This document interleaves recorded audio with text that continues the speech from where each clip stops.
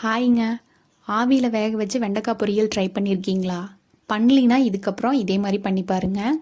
இட்லி பாத்திரத்தில் தண்ணி ஊற்றி நல்லா கொதிக்க வச்சுட்டு வெண்டைக்காய் நல்லா வாஷ் பண்ணி அதோட ஈரப்பதம் போனதுக்கப்புறமா சின்ன சின்னதாக கட் பண்ணி அந்த இட்லி பாத்திரத்தில் ஆட் பண்ணி ஒரு 10 நிமிஷம் மட்டும் நல்லா வேக வச்சுருங்க. கையில் எடுத்து பார்த்தா இந்த மாதிரி நசுங்கணும். அதை இதை தனியாக எடுத்து வச்சுருங்க.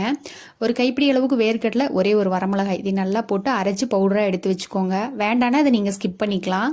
அடுத்தது பேன் வச்சுக்கோங்க, எண்ணெய் ஊற்றிக்கோங்க. கடுகு பொரிஞ்சதுக்கப்புறமா உளுந்து பருப்பு, கடலைப்பருப்பு, ஒரு கைப்பிடி அளவுக்கு பெரிய வெங்காயம், கொஞ்சமாக கருவேப்பிலை, வேகிறதுக்கு தேவையான அளவுக்கு உப்புங்க. ஒரு கிளறி விட்டுட்டு இப்போ நம்ம அரைச்சி எடுத்து வச்சுருந்தோம் இல்லைங்களா, ஆவியில் வேக வச்ச வெண்டைக்காய், அதையும் இது கூட எடுத்து ஆட் பண்ணிக்கோங்க. இதையும் நல்லா ஒரு கிளறி விட்டுட்டு இப்போ நம்ம பொடி ரெடி பண்ணி வச்சுருந்தோம் இல்லைங்களா, வேர்க்கடலை பொடி, அதையும் இது கூட ஆட் பண்ணி நல்லா ஒரு பெரட்டு மட்டும் பெரட்டி விட்டுருங்க. அவ்வளோதாங்க, நம்ம வீட்டில் லஞ்சுக்கு சௌச்சௌ போட்டு மிளகாட்டி வச்ச குழம்பு அண்ட் வெண்டைக்காய் பொரியல். நாளைக்கு வேறு வீடியோவில் பார்க்கலாங்களா? பாய்.